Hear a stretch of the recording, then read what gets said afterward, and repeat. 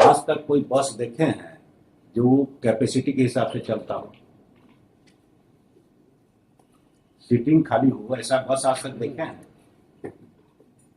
भेड़ बकरी की तरह चढ़ा के ले जाते हैं। हम लोग पाषाणी के युग में जी रहे हैं, पाषाण में जी रहे हैं। Article 19 of the constitution of India, कुछ भी लॉ पढ़ लीजिए, लॉ नहीं भी पढ़िए, कॉमन सेंस भी लगाइएगा। आप बैठे हुए हैं पैसेंजर के लिए कि बस ओनर को बिजनेस देने के लिए बैठे हुए? सर, बिहार झारखंड में पैदा हुए तो पाप नहीं ना किए हैं? पाप किए हैं, बोलिए, पाप किए हैं हम लोग? बिल्कुल है। तो पाप नहीं किए हैं तो क्यों ऐसा ट्रीटमेंट हम लोग को दे रहे हैं? चीज देखिए, ट्रक बना के रख दिया महाराज, बुकिंग होता है प्रॉपर सामान का, जान जोखिम में लेके चल रहा है पैसेंजर, कब पलट जाएगा कोई मालूम है? सेंटर ऑफ ग्रेविटी गड़बड़ाया हुआ है। और देख लीजिएगा, जो रिट कोर्ट में आता है सबसे पहले उसका ऊपर से नीचे तक खंगालना जरूरी है, क्योंकि रिट कोर्ट वही इन्वोक कर सकता है जिसका खाली हाथ ही नहीं साफ हो, दिमाग भी साफ।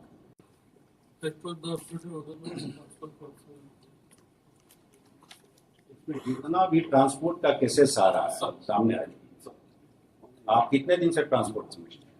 1 महीना हो गया सर। रहने वाले कहाँ? दुमका के सर। दुमका। आज तक कोई बस देखे हैं जो कैपेसिटी के हिसाब से चलता हो, सीटिंग खाली हो, ऐसा बस आज तक देखे हैं? भेड़ बकरी की तरह चढ़ा के ले जाते हैं। यहाँ का बस 2 in 1 है।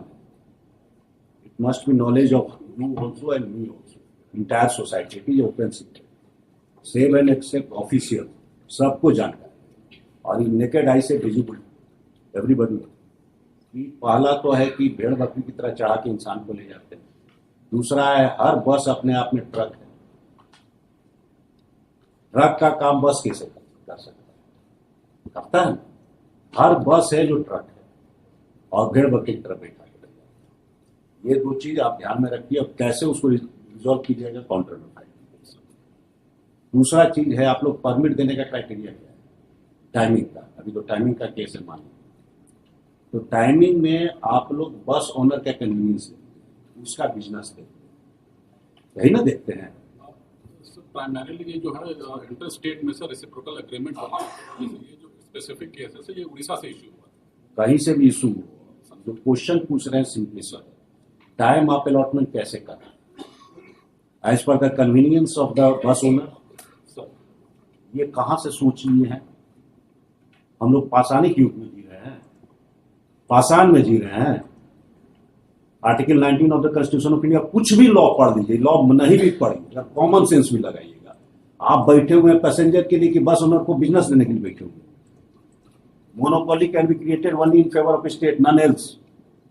अगर एक समय में 200 पैसेंजर, एक ही बस क्यों खुलेगी? सारी बस एक टाइम में खुलेगी। You don't have any data at all. जितना भी ऑर्डर आ रहा है उसमें कोई डिस्कस नहीं है। Passenger in zone of consideration में भी नहीं। Desire of a permit holder is the only in the zone of consideration. How it can be? हो सकता है it is a totally negative area. ये negation of the rule of law है कि नहीं? आपके जोन ऑफ कंसिडरेशन में सिर्फ और सिर्फ पैसेंजर हो सकता है, non else. Business of an business bus owner नहीं ना हो सकता है? हो सकता है, कन्वीनियंस होगा। एक समय में 4 बस चलेगी, जो बेहतर सर्विस देगा उस पर पैसेंजर बैठेगा। आप जबरदस्ती कहिएगा कि मेरे ही बस पर बैठे हो, मोनोपोली हमको क्रिएट कर दो, दूसरा का टाइमिंग खराब रखे हो। हमारे पास केस आ रहा है कि सर 5 मिनट बाद दे दिया है। अरे तुमने 5 मिनट बाद दिया है तो बस लड़ जाएगा। ऐसा आर्गूमेंट आके यहाँ होता है, तो आपके यहाँ भी वही आर्गूमेंट होता होगा कि बस वक्त लड़ जाएगा। 5 मिनट के बाद खोलना, उसको कम से कम आधा घंटा बाद खोलना, क्योंकि 5 मिनट बाद खोल रहा है तो पैसेंजर बोलता है पीछे बस आइए रहा है, तो काय खड़ा होके जाएंगे, बैठ के जाएंगे? यही ना हो रहा है सर। बिहार झारखंड में पैदा हुए तो पाप नहीं ना किए हैं? पाप किए हैं, बोलिए, पाप किए हैं हम लोग? बिल्कुल है। तो पाप नहीं किए हैं तो क्यों ऐसा ट्रीटमेंट हम लोग को दे रहे हैं? डेटाबेस बना के सर, बिना डेटाबेस के कैसे डिसीजन हो सकता है? आपके पास कोई क्राइटेरिया, आपके पास कुछ डेटा नहीं है कि कितना पैसेंजर है, टाइमिंग ऑफ पैसेंजर क्या है, और उसके बाद आप टाइमिंग डिसाइड कर रहे हैं। किस हिसाब से टाइमिंग डिसाइड कर रहे हैं? दो बस ओनर के इन्फ्लुएंस में या पॉलिटिकल इन्फ्लुएंस में? तो आपका डिसीजन का बेसिस ही कुछ नहीं, इसी को परवर्स डिसीजन कहते हैं। Decision without any basis is perverse. और हमारे पास जितना केसेस आ रहा है ट्रांसपोर्ट डिपार्टमेंट का, परवर्सिटी इज रिट लार्ज। बस इसी पर्पज के लिए आपको बुलाया है। You file an affidavit within 3 weeks, एक डेट दे दीजिए, so and so is present and assures the court कि he will file proper affidavit after making due inquiry and it has been further submitted that henceforth the department will work for the benefit of the passenger and every decision will be based for convenience of the passenger and stop. It has been further assured that henceforth the proper steps will be taken so that the bus runs as per the permit and it will not be allowed to be converted into truck cum passenger bus. ये दोनों चीज देखिए, truck बना के रख दिया महाराज, booking होता है प्रॉपर सामान का, जान जोखिम में लेके चल रहा है पैसेंजर, कब पलट जाएगा कोई मालूम है? सेंटर ऑफ ग्रेविटी गड़बड़ाया हुआ है। 3 हफ्ता के बाद देखिए।